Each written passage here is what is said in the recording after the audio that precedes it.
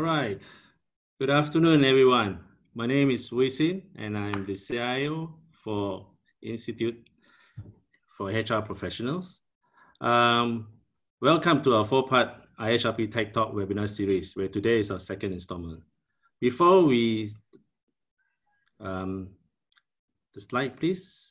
Any slides?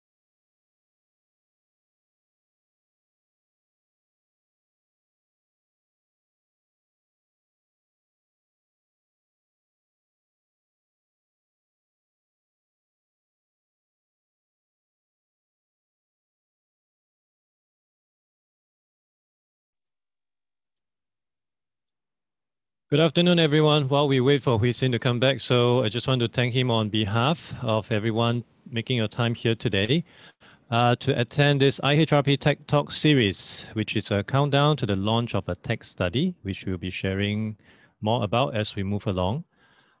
So the background of this basically is a tech research study launched by MOM in September, as well as the launch of HR Tech Skills Badge. Now, this is actually something that was supposed to be out earlier this year, but due to COVID, as with what it is doing to all of us right now, it messed things up. So we have to delay until today. Huisin, I see you're back. You want to take over? Yeah, thanks, Adrian. Sorry, there was a technical issue on my end. I lost the slides, everything. It's okay. Welcome again. My apologies for the short technical error. Thank you for Adrian introducing the webinar. So as I was saying earlier, today is our second installment. It's our pleasure to partner with hrtech.sg to explore how we can equip the HR community with the right knowledge and insights on the latest trends and platforms in digital HR space. Yeah, harnessing these technologies can enable HR to gain greater efficiencies and free up their time for strategic value-add activities that will help their organization transform and grow. Today, in the world of HR, we have seen unprecedented disruption, as what Adrian has shared earlier, due to the COVID situation. This has increased, digital transformation, where virtualization of workplace, and it is imperative for HR teams to plan the road ahead. We're laying a strong foundation for new digital workplace and workforce. In view of this continued evolution and disruption of technology, MOM and IHRP had commissioned a research study report on the technology impact for HR sector in Singapore. This tech research study will be launched next month, September 30th. For the HR sector in Singapore, this tech research study is basically launched in the HRM Asia's online HR Tech Festival Asia 2020. This IHRP Tech Talk webinar series, which is part of our HR Tech 2.0 COP program, and also the new launch of our IHRP HR Tech Skills Badge, features key initiatives of IHRP undertaking in order to prepare our community for the technology and digital adoption journey ahead. So before I pass you to our moderator, Adrian, I'd like to cover some webinar ground rules. First, this session will be recorded and recordings will be available for download post-webinar. Second, our moderator will be introducing you to our speakers where they'll share how you can leverage tech to create best-in-class candidate experience. Hence, if you would like to ask questions to our panel of experts, please submit them via the QA functionality that's found at the bottom of the Zoom window. If you have questions for a specific panelist, please share the question in the following format, which is you put the name of the panelist first, then the question.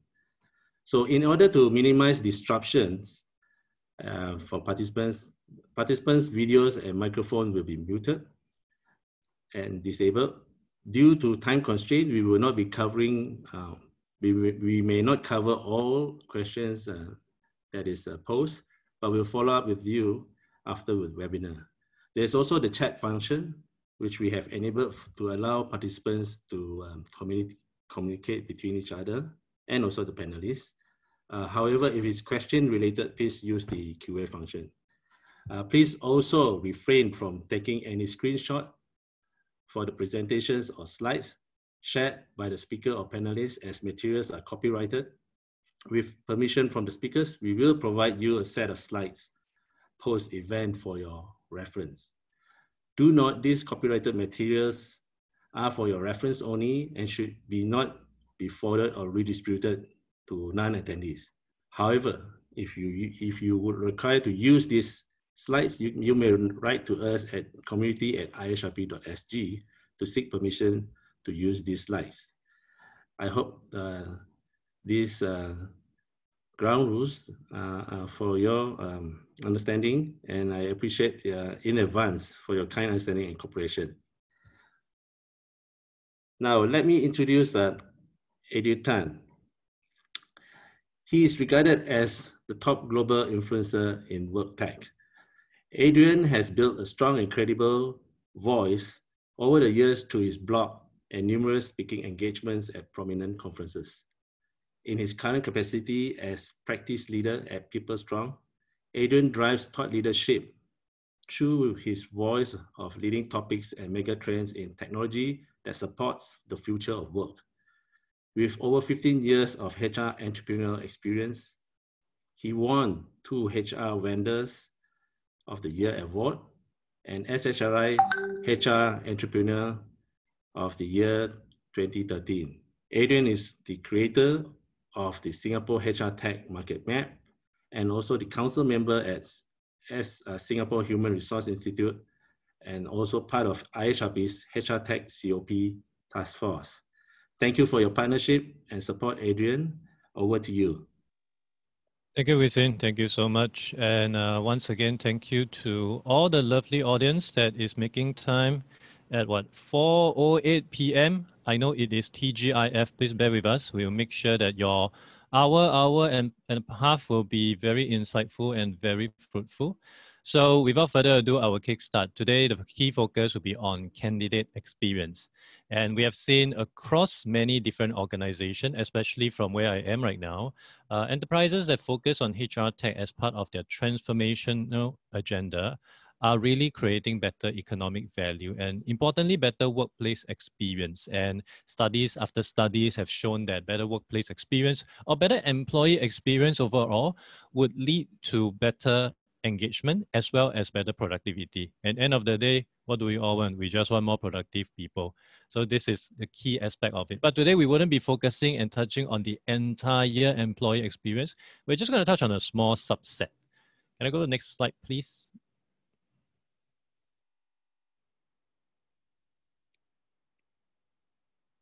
Thank you. So we have seen digital HR adoption accelerating over the past years. When I started the HR Tech Market Map in 2017, I only managed to identify about 71 names. And then 2018, 19, 20, as you can see, it has since more than doubled the number. For those of you who are new to this HR Tech Market Map, it's something that I've created 4 years ago. And most recently, I am co-creating it with hrtech.sg. And it chronicles and lists down all the HR tech companies that we have came across that has some form of presence in Singapore.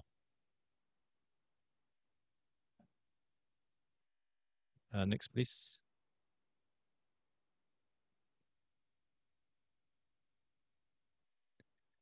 So there's a few number of factors which are accelerating this growing shift. One, of course, without mention, you all would know, which is COVID-19. We all have to operate remotely. I am actually doing this in my bedroom balcony, which is extremely hot because of the weather. And for many companies, almost every single one of their employees have to conduct some form of remote work. And for companies that are still hiring, that candidate experience could be quite broken because how do you do onboarding? There'll be a challenge. And even prior to that, CHRO has always been under immense pressure to deliver more with less. In fact, not just CHRO, I would assume every single department. Using better technology tools would be one way to help enterprise, not just to save costs, but really to do more of what is needed and to have better outcome. And of course, the tools are not just to help them with doing existing things better. It's also to help them make better decisions through analytics, through data. And of course, all these are also supplemented by Singapore government, as we have seen the number of new initiatives pushing for companies to really take up from retail to logistic, especially even for companies that may not be in these leading fields. Many of them have been turning to technology to ensure things continue to function as normal. Next, please. So as I was saying, CX or candidate experience is just a subset of employee experience. For those of you who are not familiar, this is a source from Gallup. And essentially, it is the journey that an employee takes with your organization. So every single touch point with your employee would be part of the employee life cycle. But for today, we wouldn't have time to touch on every aspect of this. So we'll just be touching on the part that I have circled or rectangle out, which would be the initial portion and attracting, hiring, and onboarding. So later on, we'll be sharing a bit more, or rather the speakers will be sharing more on their individual take on this. Next, please.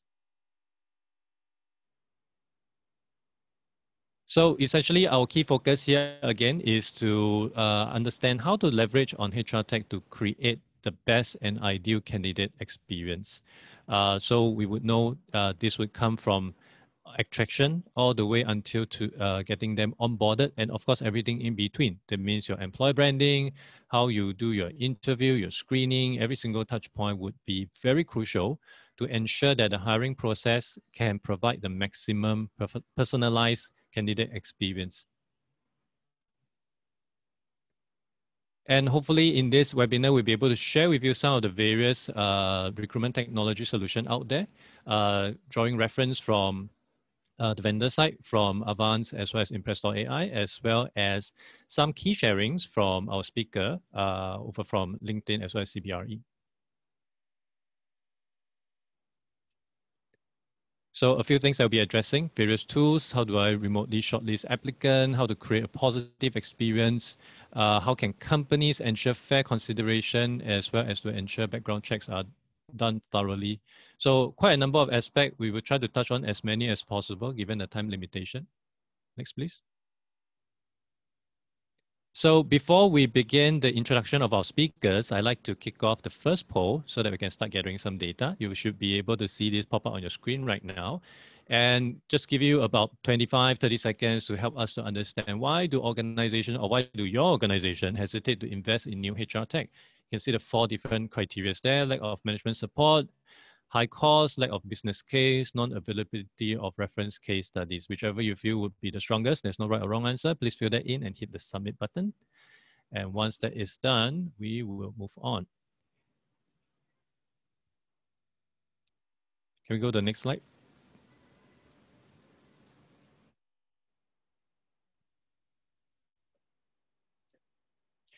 Okay, so today's format will basically be a series of presentation by our 4 esteemed speakers. So I'm going to start with the introduction, and then we will get the speaker to start the presentation. So first and foremost will be, we are very happy to receive Melissa Beldoni with us. Melissa was actually with Coca-Cola and Mattel and Cisco before currently being the head of talent acquisition, and she's covering Singapore, Malaysia, Hong Kong, and Japan for LinkedIn, where and across UK and APAC, she has more than 15 years of experience in agency, RPO, as well as in-house. Thank you so much, Melissa, for joining us today. Thank you. Thank you for having me. And thank you for everyone again for joining on a Friday afternoon. So yeah, I'm Mel and I work for LinkedIn, and I've been really privileged in my career. I've worked for some great businesses where I've had the opportunity to work with technology throughout the hiring process, throughout that talent experience and HR. And what's been great for me joining LinkedIn is we look at systems. Technology is everything that we do. Everything that we do within our talent experience is built upon technology and data.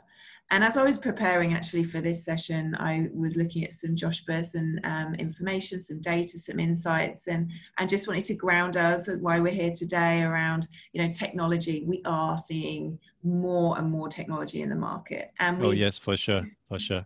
And we really do understand. Yeah. Sorry, do you want me to carry on jumping in? So keep your cards close to you, so that you have more to share during your presentation later on. Oh, okay. So, but we'll be definitely very excited to hear from you what you have learned from your experience, what you have gone through on Josh Bersin, and really try to crystallize that for the audience today. Of course. So I'll move on to the introduction of the next speaker. Could you advance the slide, please?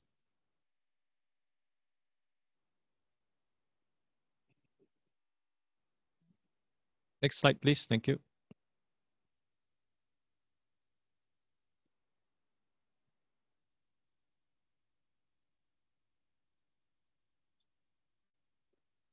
I just want to point out to everyone, this is not a technology issue, this is a process issue.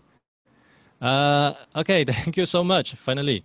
So the next speaker that we have would be Jaslyn Loh. Jaslyn is currently with CBRE. She's the Associate Director of Talent Acquisition covering Southeast Asia. Prior to CBRE, she was with ACOM as well as DuPont and many other different companies. Similarly to Melissa, she started in the agency environment before developing herself and moving into in-house role. So she's part of CBRE's Talent Acquisition Center of Excellence based in Singapore right now. Jaslyn, thank you so much for joining us today. Thank you. Thank you, everyone. So later on, I'll be sharing a little bit more about this talent acquisition technology. Thanks, Adrian. Thank you. Next slide, please. Thank you. Okay, and for the third speaker, we have Sud, who is the CEO and co-founder of Impress.ai. Sud is a serial entrepreneur. Having done 2 years at MAS, he actually went straight into starting his own business. I personally know him for I think about good 5-6 years already, if I'm not wrong. Yeah. So it's quite impressive to see how he has developed himself as well as the company from a few people to a handful of people to what it is today with 33 employees serving so many companies across the Asia Pacific region. We are very happy to have you here with us, Sud. Thank you, Adrian. And I'm glad to be here as well. Thanks to everyone for making time on a Friday. I'll be glad to share some of the insights we have from our case studies with our clients. And hopefully I can give you something useful in how you can automate your recruitment processes and gain more accuracy out of that process. Thank you. Thank you, Sud. I'm sure you will be able to share a lot more insights with us later. So moving on to the last speaker of the day, we have Kannan. Kannan is an award-winning entrepreneur with 24 years of experience in technology and human capital. Prior to Avvanz, he was actually with First Advantage as well as Premier Farnell. And he has actually received several awards, including Gold Medal for Best Background Screening Provider, his company. And his prowess in the entrepreneurship space has actually won him Executive of the Year by Human Resources Technology. Kannan, thank you so much for making time today. I know you had a busy schedule. So we are very appreciative of your time and hope we can get to learn a lot from you later on. Kannan, you're on mute. I said thanks for emphasizing the number 24 because I guess I'm the oldest guy with the most wrinkles. So yeah, hoping to talk to you guys later. See you guys. Okay, Ken, thank you so much. So we'll move on to the sharing session by our first speaker, Melissa. So each presentation would take about 10 minutes time, and we will have another poll taking place in between some of the session as well. So without further ado, Melissa, the floor is yours. Thank you so much, and thank you again for having me. So let's jump into the first slide, please. Great, thank you. So thanks everyone for joining on a Friday. And as I mentioned, I'm super passionate about this. I've had a very fortunate to work for businesses that have really built technology within their HR processes. And at LinkedIn, we're very much founded on our technology. And as I mentioned, I was doing some research and reading, and I like to keep up to date with how technology is evolving. And it's becoming more and more evident that it is really super important that HR is sort of founded on technology to really encourage and give the best to our people. And as we think about the future of recruiting, it's about being able to provide that technology to our people to use data and insights to really strategically advise the business and provide the best-in-class talent experience. And technology is going to be important to do that. And as you can see from this chart, it is, whilst today we're talking about talent and hiring, we can see the importance of really having a core HR platform. It's evolved from a HR system to a HR platform now. It's, if you think about your iPhone and all the different apps you have on your iPhone, like technology in our HR space is really evolving to be like that. You're having different apps and different technologies that would service all your different needs. And I think that's really important as we create that experience for our people and talent, whether it be hiring or then employees, that we use that technology to do so. So next slide, please. I'd love to sort of delve into how at LinkedIn we use technology. When we think about hiring at LinkedIn, we think about it in 3 stages: plan, hire, and develop. When we're planning for our hiring, we use data. Data is at the core of everything that we do at LinkedIn, and the insights, and how does that help us plan and set strategy. So Talent Insights is one of our technologies. And as I say, I'm very, very lucky that I have all of these technologies at my fingertips. And the technology really helps us to best really consult with the business. So from Talent Insights, it's about understanding your market, understanding what's happening as we're starting to look and find talent in a real complex and rapidly evolving market. Like what's happening? How do we invest in skills for the future? Where is that workforce? How do we plan? How do we use data to understand where we should be pipelining? How do we source? How are talent brand efforts comparing to those to our peers? And how do we engage with our candidates more effectively? So then by looking at that data, both internal and external, we then can build out our strategy. So if we think about our attraction strategy, we're using different technologies from an attract perspective, from the technology we use to post our jobs, which is our LinkedIn technology, how we then really do targeted talent adverts, career page. Again, technology is at the foundation of all of that, and really with a focus of providing a good experience. From a sourcing perspective, we use Recruiter, an amazing technology that helps us be targeted, to be purposeful around how do we target, engage, and then nurture that talent where we can eventually hire. And what's instrumental is our ATS. Our applicant tracking system is a key piece of technology in the hiring process that enables us to effectively manage our candidates through the process, all while making sure that our hiring managers are also getting a great experience. They're able to provide feedback, they're able to engage and assess talent also through using technology. Our third piece is develop, where we onboard, we develop, and we engage with our talent and pulse our talent. But today I'm very much going to be focused on how do we plan and hire. Next slide, please. So I'm going to just sort of provide a bit of an insight into one of the case studies, and it's around data and using Talent Insights as one of our technologies. It's core for us to provide a really positive experience to our candidates, to the market, to our business. We need to understand what we're solving for and how do we build a strategy that's very, very much aligned to the business, and then equally helps us to source and find the best talent. So for this case study, we partnered with our global customer operations business. They're a global organization that has teams all around the world that service all of our customers.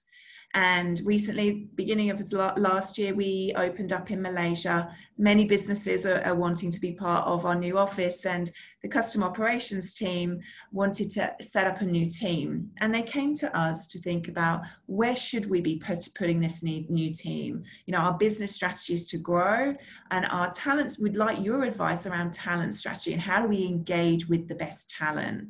So what we wanted to do is really understand, okay, where the teams are currently in Bangalore and Singapore, do we put that talent in Malaysia?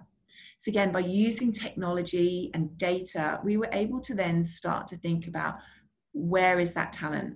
So we looked at the talent pool in Bangalore, and if we thought about the customer operations experience that we were looking for, how much relevant talent is available. And we looked at that across Bangalore, Singapore, and Malaysia. Then we wanted to overlay with that the engaged talent. So of that talent pool, how much of that is engaged? Is it following our careers page?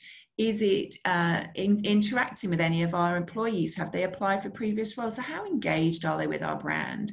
And then to layer onto that our in-mail response rate. So those messages that are being sent out by recruiters using our technology, what's the response rate? Is the talent really starting to engage with us? And what you can see from these stats is there is a strong availability of talent in the Malaysian market from a customer success perspective. But branding is where we need to work, which was no surprise. Malaysia's a new market to us, so we knew we needed to go deeper from a branding perspective. Next slide, please. But to layer on to that, we really wanted to think about skills. Like, are the skills there what we need? Again, if we think about the experience we want to provide to our candidates, we need to know where they are, what's the availability, and how do we engage with them. And when we thought, okay, well, let's look at in which country is going to have the skill set as well. We again looked at Bangalore and Singapore, where there's current teams. We looked at Malaysia. And you can see here from when we started to layer on language, because language was key. Again, our customer success teams are delivering to multi countries globally. Language was important. And when we looked at language by country, we could start to see actually the available pool is still very much in Bangalore and Singapore, not so much in Malaysia, from if we want to start to hire bilingual talent.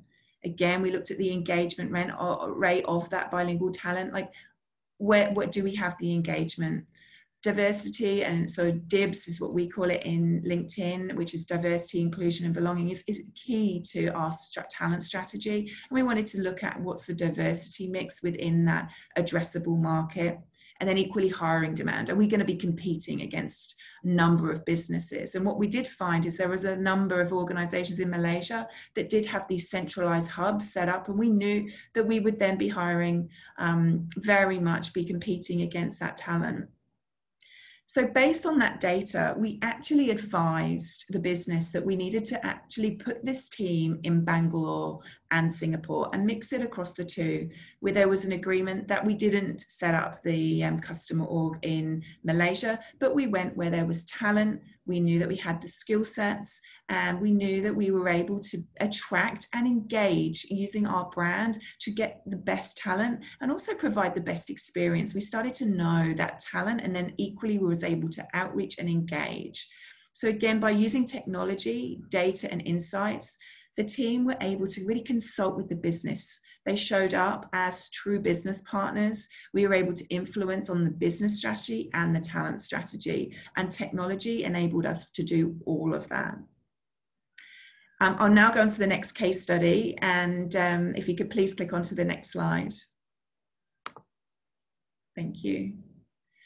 So for case study 2, it's taking this the next step. And it's thinking about how do we use data and technology to engage with our candidates. And again, to provide the best experience, it's that upfront, the pipelining piece. How do we nurture?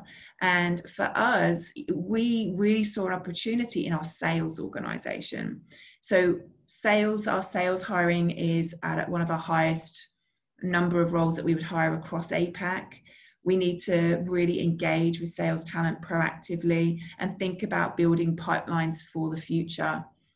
And then when we actually started to look at the data, what we really started to see that actually it was taking 2 to 3 outreaches to engage with somebody. And ultimately that was just taking too long. We were hiring at a volume and the rate of engagement was too slow. So what we needed to do is use technology and data to understand why, like what's happening, and how do we start to engage with that talent that's in the market. And we know that companies that are successful in filling roles are building pipelines of warm talent. And that's about providing an experience upfront. And so this diagram just shows all the touch points of our technology to that sort of potential candidate. And so for us, it's about really understanding the journey. So how are they interacting with our ads? How is that candidate going to view our company news? How can we target the messaging so they are engaged with us as a business before our recruiters start to outreach? And it's really important then that we are articulating a message that we know is of interest. So again, we're warming up those candidates before we outreach, and we're using technology to do so. We use Recruiter to set up the outreach, and then pipeline, and then nurture. So again, the technology is about providing a message, being very clear to the market around what we stand for, what's our culture, what's our value, and using different mediums and technologies to do that. So then when they come into our pipeline and when the recruiters outreach, they're engaged and we're able to nurture them through the process. And to do that, we wanted to have a really robust pipeline. So when our roles became available, we were able to hire with speed, but also have quality candidates in that pipeline. Next slide, please. Thank you, Melissa. I'm so sorry, but we have to move on to the next presentation. So sorry to cut you off again. No problem. But it has been very insightful from what you have shared about how branding really plays a huge part. For the audience who are keen to get any of your questions addressed, kindly key it into the Q&A box so that Melissa can address it while we move on to the next presentation. So once again, thank you so much, Melissa. Thank you for your time.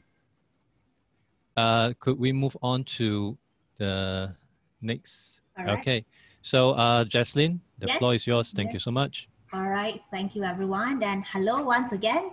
Thank you for having me here to share about talent acquisition technology and candidate experience. I'm Jaslyn. I lead talent acquisition for CBRE advisory business in Southeast Asia.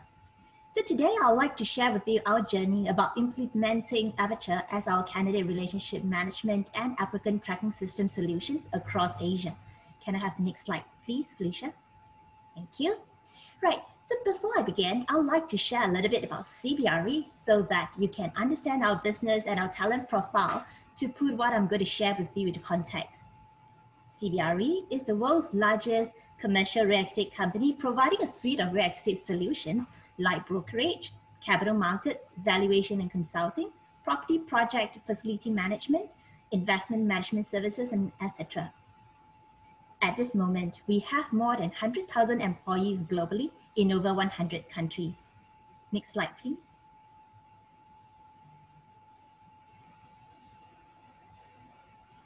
Before we look at our talent acquisition roadmap, we had to understand the unique talent landscape in Asia Pacific. Looking internally at our HR organization within APAC, we find that our talent functions are at a different state of maturity level, and there are inconsistency in our HR processes for the different countries and business lines. According to a PwC study, Asia is unique. Comparing to the US and Europe, Asia is a much higher hiring volume and a higher resignation rate within the new hires first year. CBRE brand awareness is also at a different level in the different markets that we operate in. Multi-generation workforce is what we are seeing in the market, and this can be a challenge in terms of how we attract, engage the different generation, as each group has their concerns, their concerns and the area that they feel strongly about are quite different. Language is another unique factor in Asia, where 6 out of 10 of the most common languages in the world are spoken here. Next slide, please. So in this slide, you can see that our journey has started since 2013.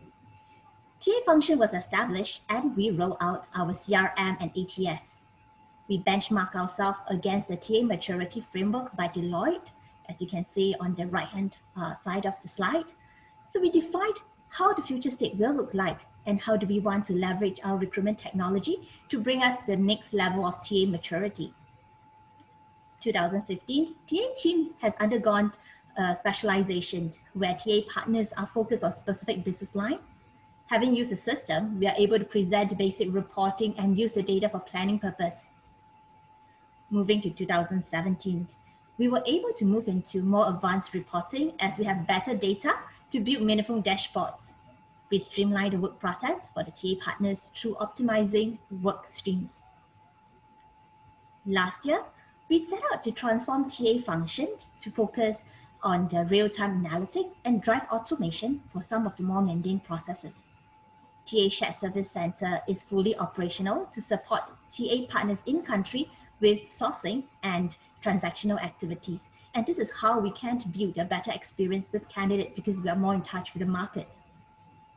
Looking ahead, we are now in the process of a global rollout to further integrate end-to-end TA processes from raising of job requisitions all the way to the candidate pre-day one experience in the TA and onboarding platform. We aim to create a best-in-class recruitment experience for both hiring manager and candidates. Next slide, please. It is never easy to roll out any new changes, and there will always be challenges along the way.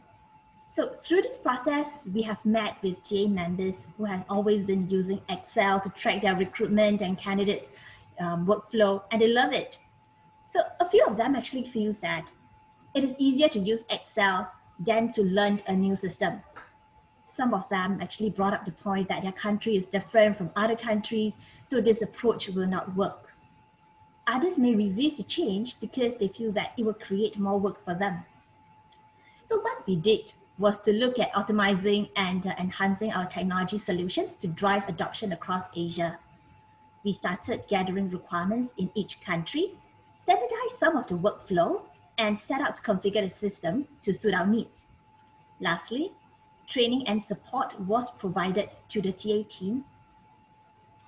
We created an adoption plan for each country and delivered a rollout in phases over a 12-month period in APAC. Josh Bersin has said that digital transformation is not about technology at all. It is about people.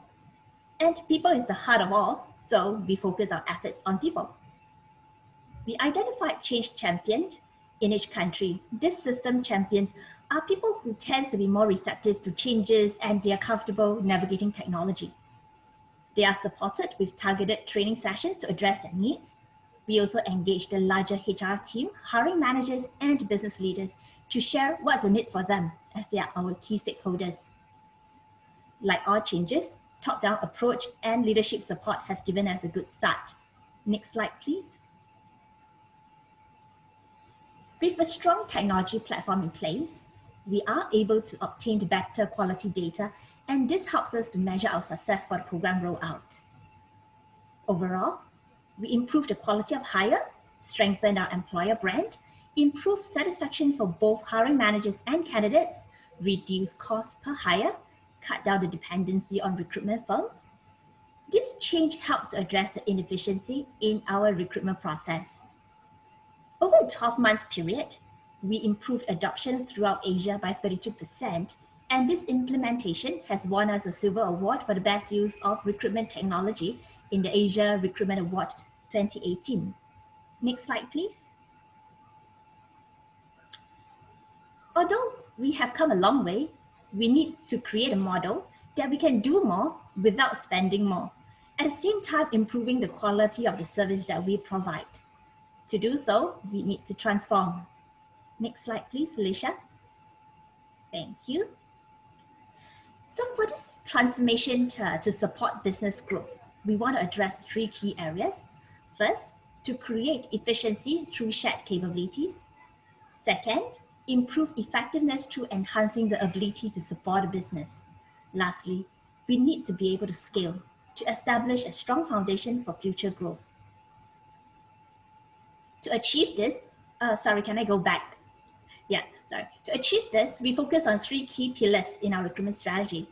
The in-country TA is elevated from taking care of the end-to-end recruitment process to become a more value-added and strategic role where the focus is really into partnering the business and delivering business objectives. A newly developed TA shared service center is set up to partner the in-country TA team to manage the more transactional activities and to do the sourcing. Leveraging on our technology adoption, we further drive digitalization and the automation of work processes. Next slide. So here are some examples of the workflow that were automated to help the team track the right data and to improve our efficiency. We are able to automatically track the applicant source for each candidate, and this helps us understand the effectiveness of our recruitment campaigns or advertisement channels. For workflow that involves both shared service center and the in-country TA, the hands-off points were automated and emails triggered via the system so that each party is clear about the work that has been done and what is the next step to take. Communications with the candidates is very important to us because that's when they start interacting with us. So we have a standardized email templates to ensure consistent messaging and candidate experience. These standardized email templates are also available in local languages so that they could be used for non-English speaking countries or candidates. Reference check can also be time consuming.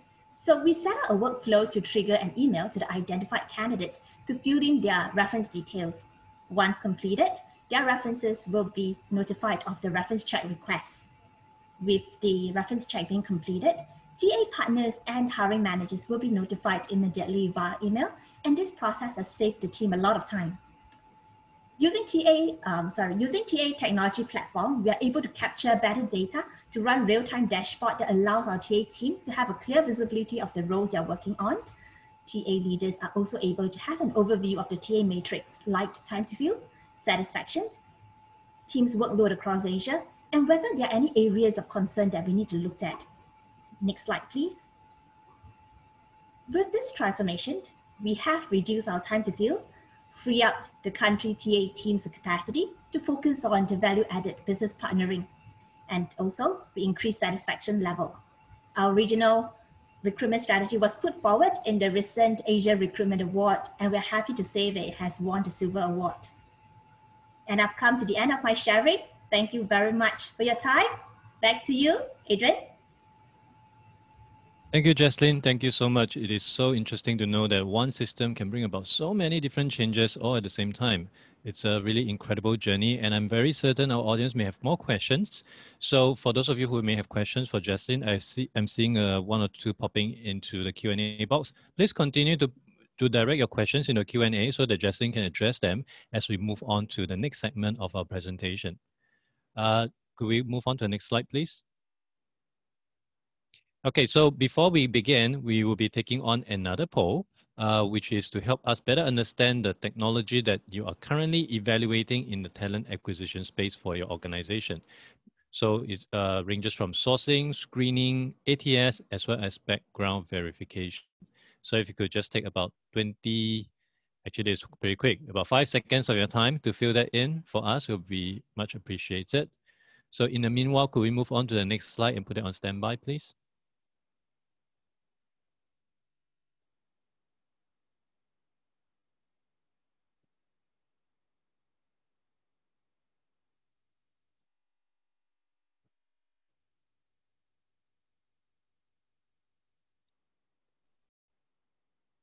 Okay, I hope most of you has already filled in the poll. So could we just bring up the results for everyone to take a look? Okay, so a large majority would be looking into screening technology. Screening as in video interview, virtual assessment, and of course, perhaps even to the extent of doing it through a chatbot, like what Sud would probably be sharing about on what Impress.ai is trying to do. So Sud, the floor is yours. Thank you, Adrian. Hi, everyone. Glad to see that poll right before my presentation because That's exactly what we help companies with. We help companies with screening faster and in a more accurate way. So I'm Sud, CEO of Impress. We're the leading recruitment automation platform in Singapore and Asia Pacific very soon. Next slide, please.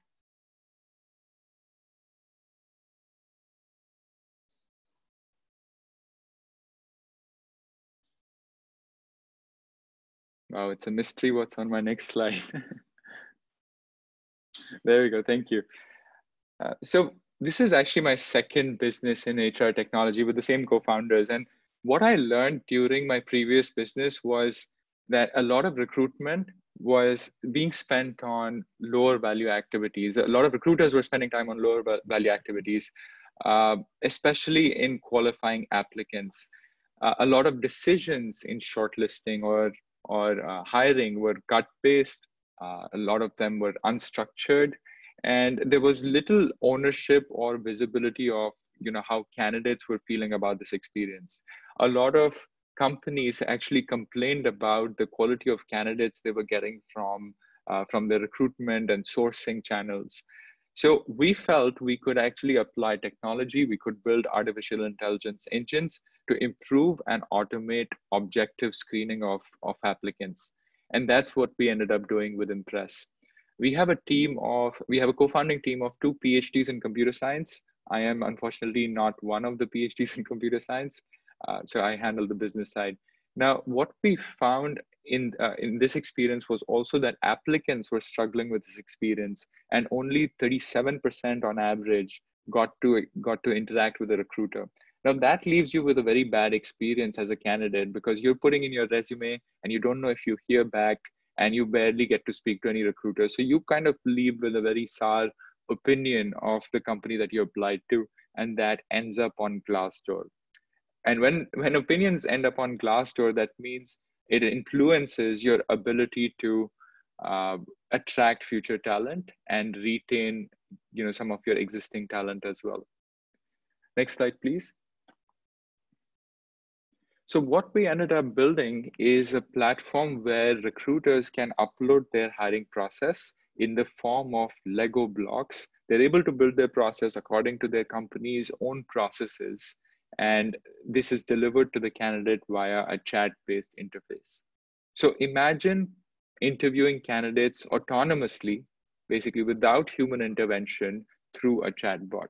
Now, on the face of it, it may sound like, don't candidates want to speak to a human?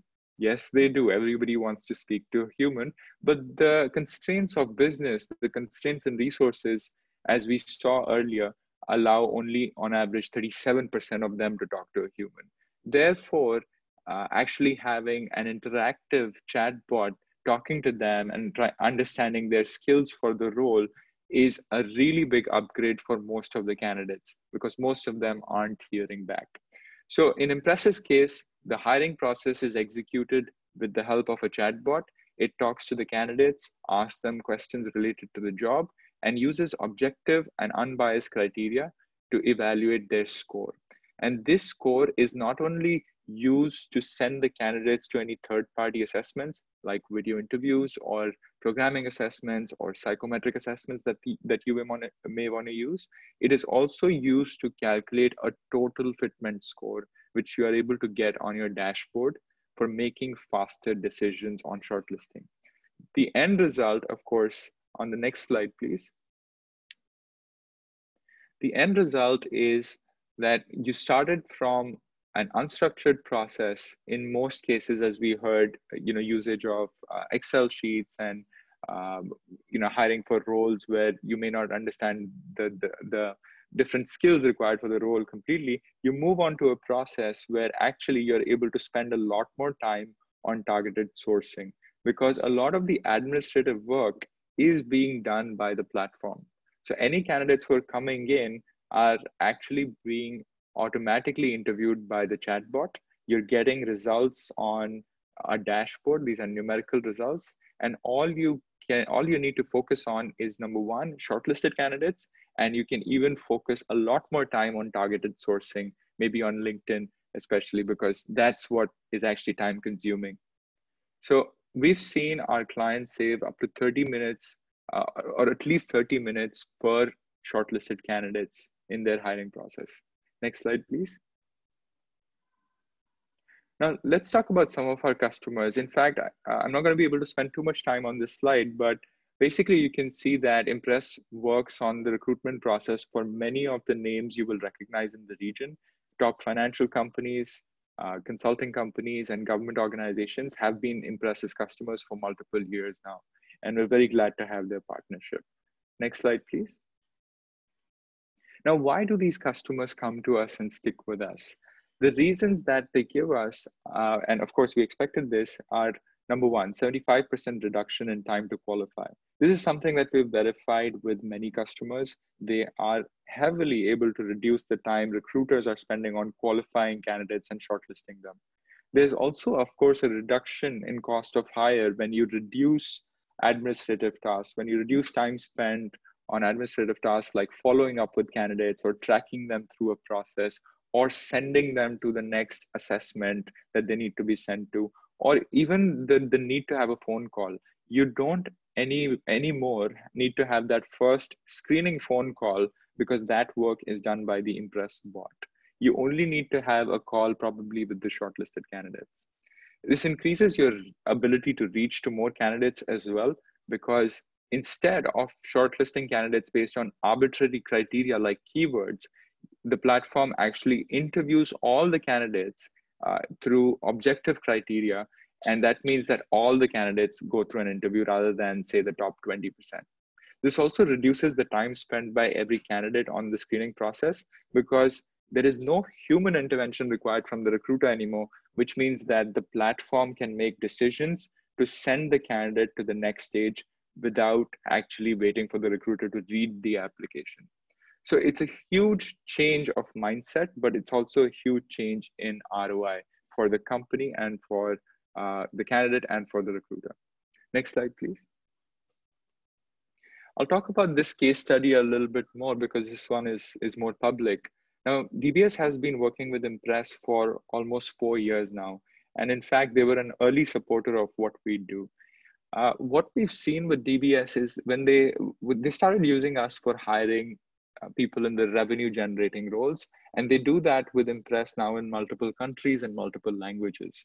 We saw that they were able to digitally transform their candidate experience using Impress, which ultimately led to hundreds of candidates being hired out of thousands of candidates. And it actually proved a very high candidate satisfaction ratings, above 90s, basically. 90%, over 90% of the candidates said they were happier with this experience than before. They were also able to optimize this talent acquisition experience because we were able to integrate with any of the third-party platforms they were using in their hiring process. So Impress integrated with the ATS that DBS uses, Impress integrated with the assessment platforms and the video interview platforms that DBS was using, such that the candidate and the recruiter both had a seamless experience without any breakdowns in the middle. That's how you achieve a reduction in candidate qualification time. Next slide, please. Very similar case study with a large telco in Singapore that we worked with. We handled their management associate program every year for the past couple of years. And look at the scale for this hiring operation. It's thousands of candidates applying, out of which only 10% get shortlisted.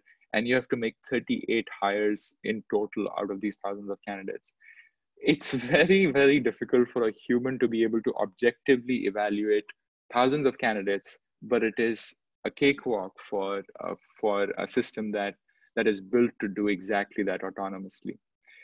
Not only the system screens candidates, but it also answers their questions and engages them with the brand, which results in a high candidate satisfaction score. And as you can see, 95% is what we got in this case. That's all I had to share. I think my last slide is a thank you note to all the participants. Please feel free to reach out to us if you'd like to know more. Thank you. Thank you, Sud. Thank you for the insightful sharing. Again, questions for Sud, please key into the Q&A box so that he can take some time to address them as we move on to the last segment of our presentation. Kannan, over to you. Thank you. How are you guys doing? I know I'm between you and your TGIF, right? So let's have some fun with it. I'm going to tell you this in a whole story format. And before I go into the topic, so I'm CEO of Avvanz. We started in HQ out of Singapore, but now we have pretty much presence and clients across the globe. And we embrace technology to do background checks. So earlier, the speakers talked about hiring the right people, using video interviewing and all that. But next slide, please. But the big question here is, do you really know who you hire? It's a very important question. And the reason why I started Avvanz about 4.5 years ago was, when, again, although born in Singapore, I worked in Canada, US, and Poland for a while, and in various leadership positions. And the problems were always the same. People were not really what they claimed to be in their resume, even no matter how thorough your interviewing process is. And we have found out that the CV discrepancy can be about 35%. So every 10 resumes, about 3 to 5 of them have some kind of problem, right? So if people are faking their credentials, today is very easy. In fact, there's a Channel News Asia show where I was proving a point where you can buy a certificate of any university you want for just $5. Maybe some of you would know some cheaper sources. So it's really, really important for us to be able to completely validate what people are putting on the profile, right? Especially now with COVID and all that, there's no, it's very risky now for you to hire the wrong person. And character reference checks. I know the word reference checks was kept on being used earlier in the webinar, but I was a little bit uncomfortable because in my world, reference checks is a bad word. No offense to the speakers. Why? Because it is good if it's done with the supervisors in HR, and I believe that's how these guys are doing it. If you're doing it with a peer reference given by the candidate, and let's say I'm joining your company, and you're going to do a reference check on me, I'd have already given bought a big barrel of beer to the guy you're going to call, and he's going to say only good things. How often do you really get not so positive insights on a candidate? Is always a good thing. Even recruitment companies, right? They need to paint it up in a nice way so that you would hire the person, right? So to me, character reference checks, if it's done with the employer directly, then it's good. And that's also after validating it's a real employer, because I've seen many cases where people put in their friends' names as HR, friends' names as a supervisor, and you're verifying with the wrong person. And again, because this whole thing can be so manual, imagine your candidate could have studied, worked, lived in any part of the world, and we support 150 odd countries, a variety of checks, which I'm going to talk about. It can be very cumbersome, very muffin, right? To be able to do this with each and every source, whether it's a criminal check or whatever it is. So how can technology help us? That's what I'm going to talk about. All right, next slide. Yeah, so again, as I said, I'm going to tell you a story, right? So this is all high-profile cases of people who were all sort of faking the resumes for different reasons. And these are high-profile examples. And I'm not just talking about the global ones, right? Even in Singapore, you often see people reported for fake credentials, and very recent ones as well, which is why I think now it's even more than 35%. I think now with a lot of people out there without a job, probably they're going to pad up their resumes. And then even to get the job, they might even, fake a resume, fake a CV, fake a certificate. It's all happening. It's all real.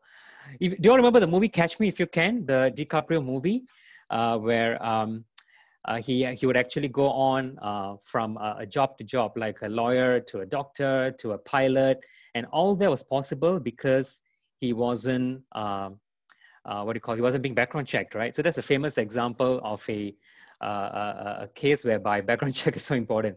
And if you look at the cost associated with it, a Gallup study shows that if you hire the wrong person, they tend to, of course, it's going to cost you financial damage, reputational damage.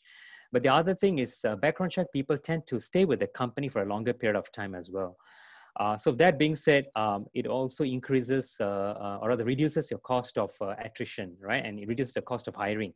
So all that put together, your returns on investment is definitely more than 100% because we're talking about lots of damages, lots of costs, all that being saved potentially, right? And I think very recent one was a fake pilot. I think just came out last week. So again, if you just Google cost of not doing background check, you will see a lot of cases. Next slide, please. And you know what? My intention was not to scare you on a Friday evening, but you know what? Sometimes truth hurts, right? So these are all the types of checks you can do. As you can see, there's a whole list of criminal checks, civil cases. I think in Hong Kong, we caught a lot of civil cases thanks to the protests. Global sanction is like Interpol, money laundering, drug trafficking. And now the Avvanz is not just a HR tech company, we're also fintech certified. We are working with a lot of fintech companies now, and KYC AML is a big zone, and we've come up with products for that as well. Adverse Media's media footprint, right? Like if you put my name, Kannan Chettiar, in the Google, you probably see I speak and write and talk a lot in various conferences, various topics. But if I say something negatively, that's going to come in adverse media. But social media checks is probably the most, I think it's our #1 check right now. It used to be criminal check, now it's social media. That's something I think impacts everyone, because everyone's a social media profile, right? And if someone puts something wrong on their profile or something derogatory, which we're going to talk about in a short while, that can affect the brand reputation of the company. Then you've got sex offenses, fact checks, financial checks, your MAS, or in Hong Kong, call it HKMA. And then you have your ID verification, right?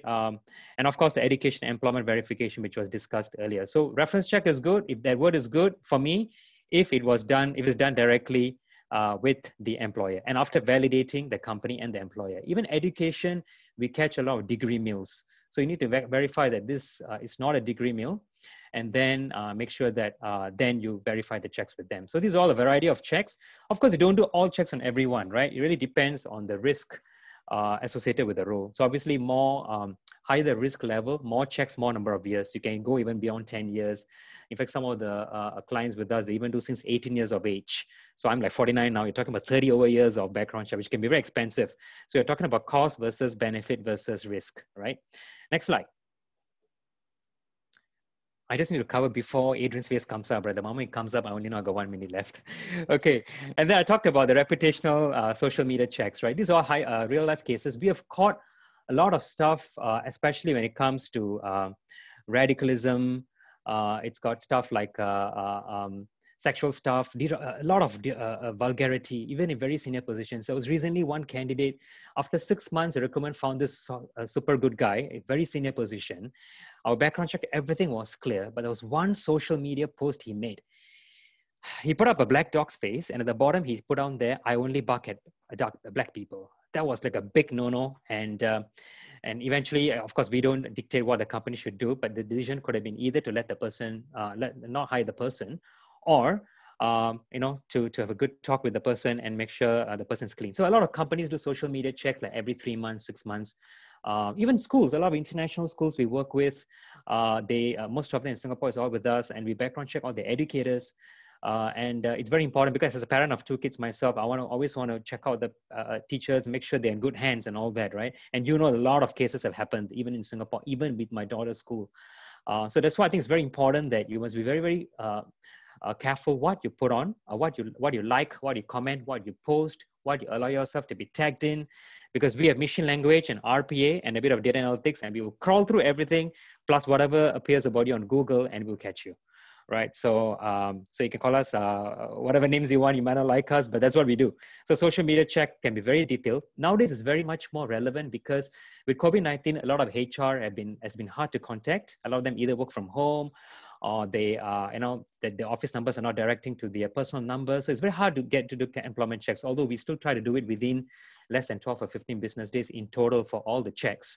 But social media is a good element. It gives you a lot of extra data point on a candidate, in addition to whatever assessments that you do or video interviewing. All that's great, but I think eventually you really want to see the other behavior of the individual as well.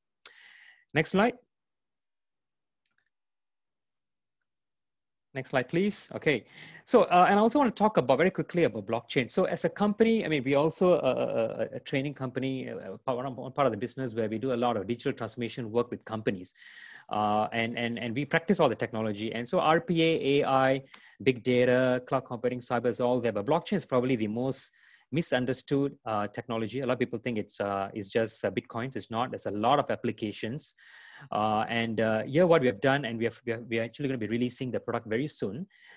So pre-verified credentials could already be there. So which means you don't have to validate or background check a person's education check all over again. Because, static data are 2 things. One is education check and the previous employment, right? If it's already checked before, you don't have to check again and again and again, right?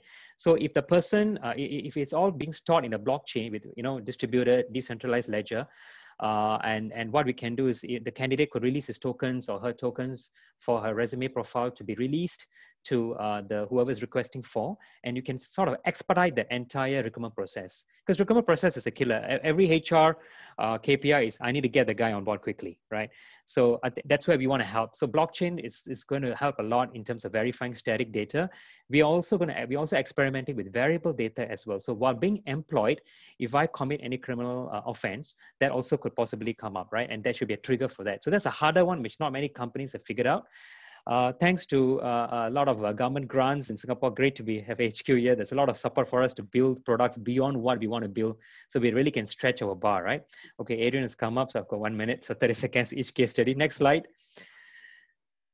Next slide, please. That time shouldn't be counted in.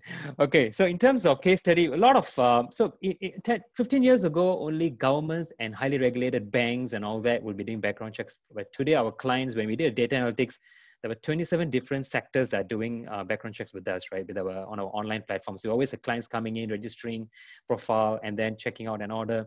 So staff turnover was a problem for this tech company. And I think it's a problem for many companies. I'm sure for a lot for you as well. So with 20%, with a lot of them have a 10% target.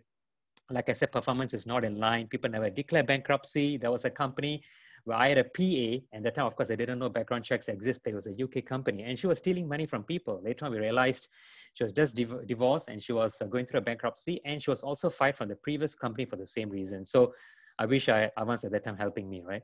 So after, that's number 3. And after background checks, the cost of hiring and onboarding went down, staff turnover went down as well. And when you work with a background check staff, obviously your morale also looks better, right? And second case study, next slide. So again, all that elements I mentioned, and a character reference checks, it's pointless if it's not done in a very holistic, thorough way.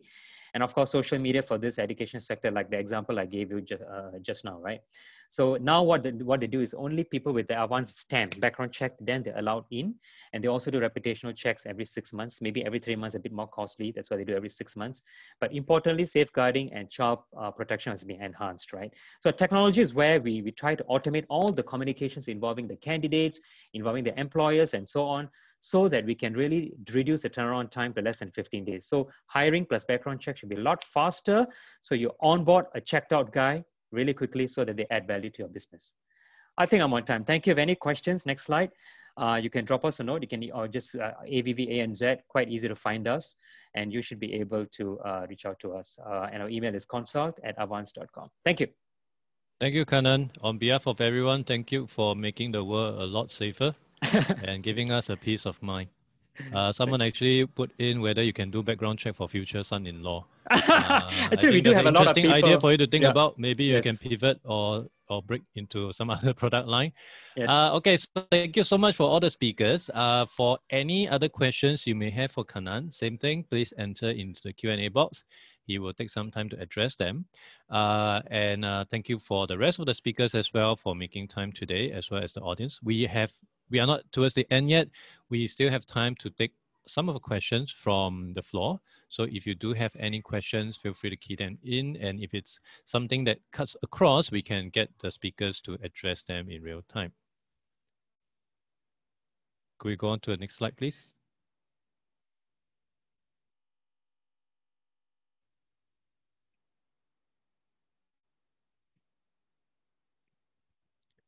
So can I just get all the speakers to come back online? Thank you so much. So I believe Sud is still, he actually got the most number of questions. I think got like more than 10 to answer. So I just want to thank you very much for the time that you have spent. And since we have some time right now, I'd like to get some of these questions addressed, in real time. So that'll be interesting. And also to touch on some of the stuff that may not have been asked. Like for example, in today's context, I think the key thing which we have seen recently would be the changes announced by Ministry of Manpower. So the changes to EP, SPAS, those kind of stuff. So when it comes to things like this, where you have to take into consideration new compliance measures, as well as to ensure that the company is able to get in the healthy pipeline, how would you as an organization on behalf of your or to support your client in managing this ever-changing landscape? And this is something that actually came about, I would say, quite sudden, although there has been whispers here and there, but I guess many of us never expect the decision to be made. So I would like to open up the floor, perhaps to begin with Melissa, Jaslyn, on your thoughts about this. And then once Kannan, you have time, Kannan, give you some time to address some of the Q&A that may be coming in right now. So Melissa, Jaslyn, any thoughts on that? Yes, you're right, Adrian. The announcement actually came in quite sudden, and you see that some of this is going to kick in pretty soon. But for CBRE, we are an organization that really looks at local talent, and we do put in, because for us, we do have sourcing center that's based out in the Malaysia, KL. So for us, when we work with our sources in our shared service center, these are some key things that we'll highlight in terms of the importance to consider local talent before we actually look at, are there other, foreigners that could do this piece of work, right? So I think it's about the communication process to make sure that, in terms of the TA functions, we're all aligned. And I guess, for us to have the ready pool of talent is also about, and that's also the reason why we have the shared service center set up, is really to engage talent before the needs arises. It's really about, to talk to people in the market, to know who's looking out when, and therefore we can make a connection where the timing is right. So it's more proactive in nature rather than to wait for things to happen and then we react to that. I see. Okay, so taking a very proactive approach. And Melissa, do you have anything to add to that? Yeah, very similar. And I think it's absolutely, talent is our #1 priority, and it's about hiring the best talent into our business. And for us, it's we do a lot of partnership with the universities, with MOM, and to make sure that we are being a fair employer. And what's more important is, you're focused on diversity. That's equal, we've got to remember, like the why, it's all about diversity of thinking. It's about being an inclusive employer. And I think it's about being proactive, to your point, Jessalyn, around how are we attracting talent. So for us as well, when we're thinking about our media strategies and pipelining, how are we attracting local talent? How are we seen as an employer of choice for local talent, and making sure that we're proactively outreaching, and then thinking about then how are we developing and growing our talent in the business as well. So it's definitely top of mind, and it's definitely something we partner with the business and HR on. It's not just a TA responsibility, it's a business responsibility. Right. Thank you so much for that. And I'd like to jump across to Kannan. And this is a question that came in from Ashif regarding gender identification is not allowed in some countries. I guess the bigger thing as well is with new legislation on privacy, there are many things that potentially you can no longer get access to. So for companies that may still require to do certain things, how do they work around that? Is there a solution for them? Yeah, so the data privacy, not just the Singapore PDPA, right? In the US of FCRA, Europe, you have GDPR. So as long as you give consent, a lot of the stuff can be obtained across all the countries we support. But of course, certain countries, certain checks, like in Singapore, simple thing, Hong Kong, and in Hong Kong, you can't really do criminal check, right? But then you can do criminality. So we always have other options which use technology to crawl through to get data as well. So it's not like the regulations, the only regulation around most countries is you do need a consent. So we cannot do anything without the candidate's consent. So if a candidate or an employee, an existing employee, because some companies do existing employee checks as well, but most of them do. If they do not want to give the consent, then obviously that's a red flag for you, right? There's something obviously they want to hide. So regulations, yes, there are for specific checks, cannot, to what extent you can get more information, less information. But very importantly, as long as you have a consent which is compliant with GDPR or FCRA or PDPA, then you're pretty much fine. Yeah. Thanks, Kannan. So moving across to Sud, this is a question also from Ashish regarding fake candidate and fake interview that might occur when there's no human recruiter interaction. I personally would think that wouldn't be an issue because the bot should be intelligent enough to get rid of those entries, but maybe I would like to hear the take from you directly. Yeah, it is a problem, but it is actually a smallish problem in where we work. So the bot is actually not meant to do the entire evaluation of candidates all the way from when they apply to hire. The bot evaluation is not for the final hiring decision, definitely, and we don't recommend that. Definitely, after shortlisting on the bot platform, there have to be a couple of human interviews, maybe 1 to 2. Maybe you won't require 5 because you're using Impress, but you may require 1 to 2 at least. And that's where some of the things are verified. For example, whatever results you get from the bot, you're able to cross verify when you're meeting the candidate. For example, we do a lot of competency-based questions. We do a lot of knowledge-based questions on the chatbot. And those are available on a report to the hiring manager when they meet or actually have one-on-one conversation with the candidate. So asking those questions again at random is actually a great way to make sure that the candidate isn't faking or didn't use someone else to take the bot interview on their behalf. Of course, that's one of the checks, but there are many other checks and balances. For example, we track how long the candidate is taking to answer a particular question. So if it's very short compared to an average, then it gets flagged. There are other things like actually sending candidates questions randomly from a data set rather than sending the same question to all the candidates. So all of these checks and balances add up to make sure that the problem of fake candidates is very, very low, such that it's not a major concern. Now, we do restrain ourselves from recording candidates' video or their screen. At this point, we have the technology, but given the privacy considerations that have become really important in the past 5 years to candidates, we believe that is just not a great candidate experience at this point. So we refrain from using facial recording while a candidate is taking a bot interview. Still on the note of screening, another question came up.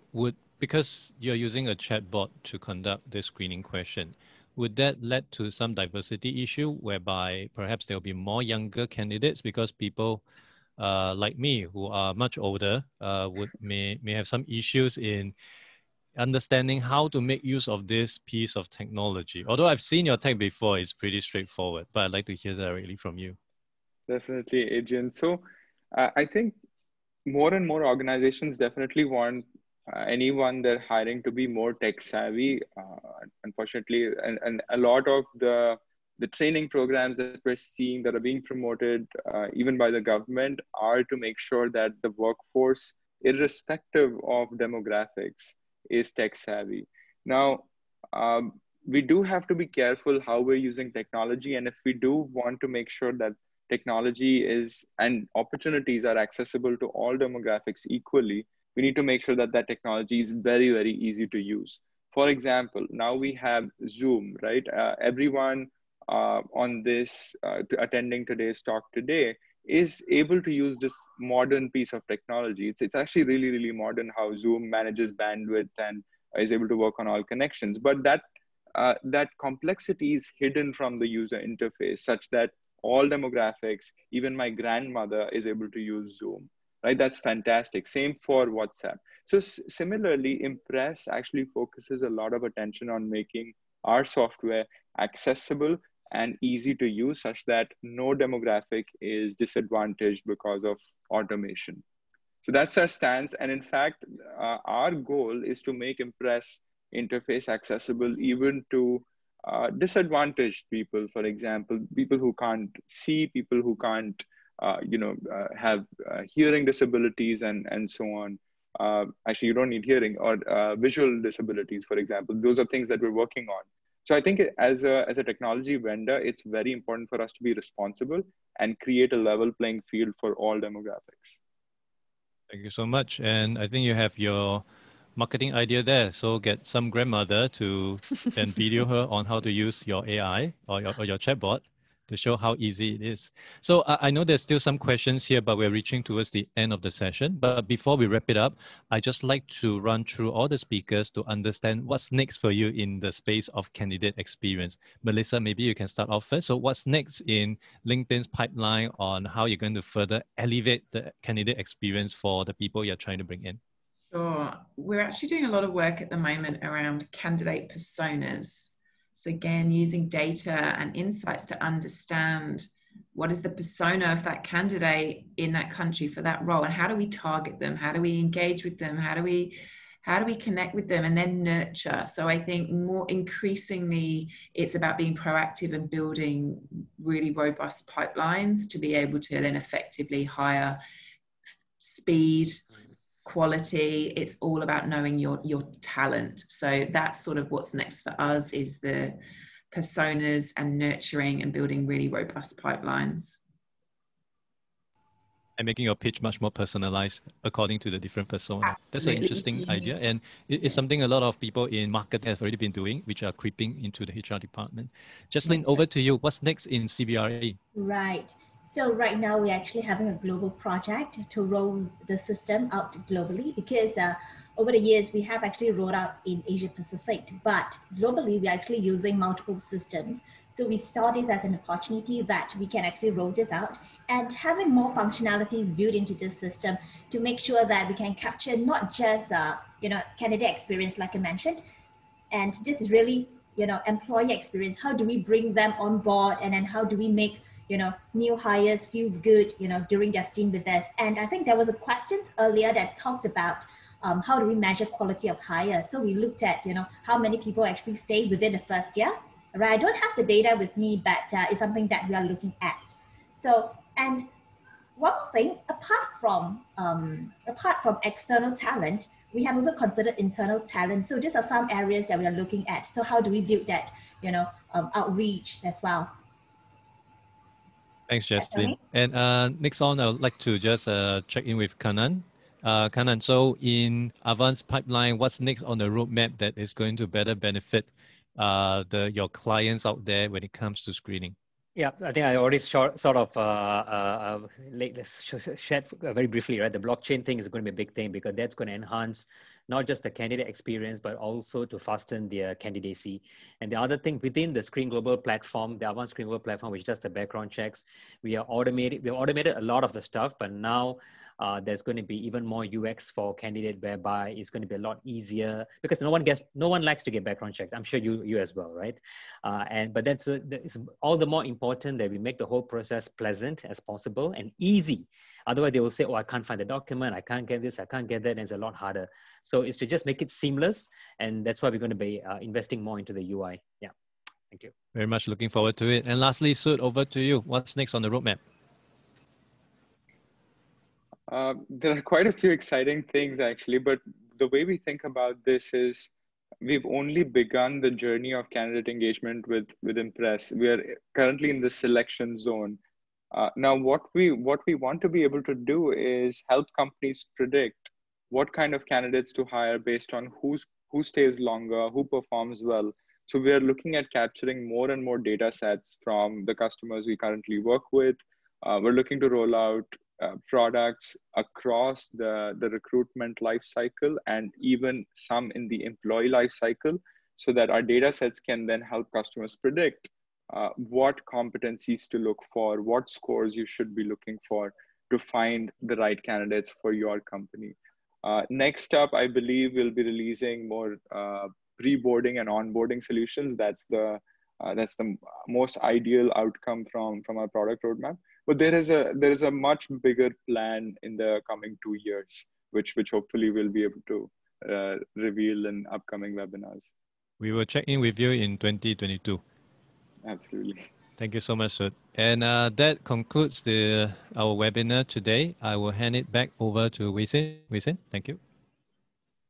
Thanks, Adrian, for your partnership and the role of the moderator. I also want to take this opportunity to thank our esteemed speakers, Mel, Jaslyn, Sud, and Kannan, for sharing their experiences in this part 2 of our IHRP Tech Talk Series.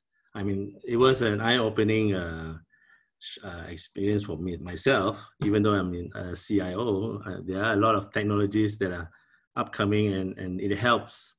I strongly believe it will help our HR community in getting their operations, the experience of the operations easier dealing with talent acquisition.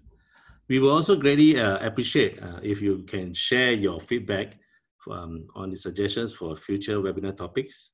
You can scan the QR code as you can see here on the screen for the webinar feedback form, and then click the link per the follow-up email. Yeah, and I would like to also thank all of you again for joining us on this Friday afternoon. At the last count, we have 300 plus of you still with us.